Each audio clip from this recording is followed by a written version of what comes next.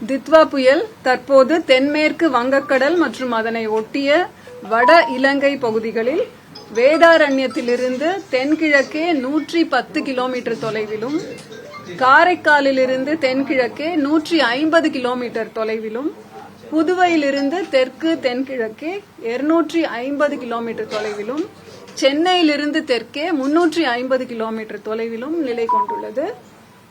இது மேலும் வடக்கு வடமேற்கு திசையில் நகர்ந்து நாளை 30 நவம்பர் அதிகாலை தென்மேற்கு வங்கக்கடல் பகுதிகளில் வட தமிழகம், புதுவை மற்றும் அதனை ஒட்டிய தெற்கு ஆந்திர கடல் பகுதிகளுக்கு அருகே நிலவக்கூடும். தித்வா புயல் வடக்கு வடமேற்கு திசையில் நகரும் பொழுது வட தமிழகம், புதுவை கடலோர பகுதிகளில் இருந்து இன்று நள்ளிரவில் 60 கிலோமீட்டர் தொலைவிலும், நாளை அதிகாலை 30ஆம் தேதி நவம்பர் 50 கிலோமீட்டர் தொலைவிலும், மாலை 25 கிலோமீட்டர் தொலைவிலும் தித்வா புயலின் மையப்பகுதி நிலவும் வாய்ப்பு உள்ளது. இந்த புயலின் காரணமாக தமிழகம், புதுவை மற்றும் காரைக்கால் பகுதிகளுக்கான மழை எச்சரிக்கை என்று பார்த்தால், அதிகனமழை எச்சரிக்கை 5 மாவட்டங்களுக்கு தரப்பட்டுள்ளது.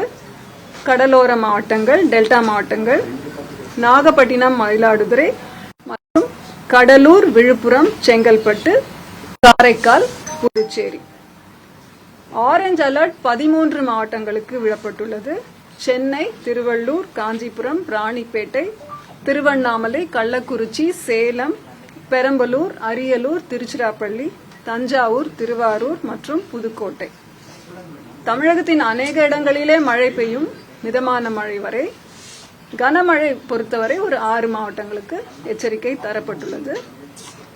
இப்போது 3:30 மணி அளவில் பார்த்தீர்கள் என்றால், காரைக்கால் IMD அப்சர்வேட்டரி காரைக்கால்ல 13 சென்டிமீட்டர் மிக கனமழை பெய்துள்ளது.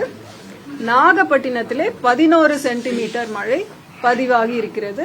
காலை 8:30 மணியிலிருந்து இப்பொழுது 3:30 மணி வரையிலான மழை அளவு இது நாகப்பட்டினம் மற்றும் காரைக்காலிலே.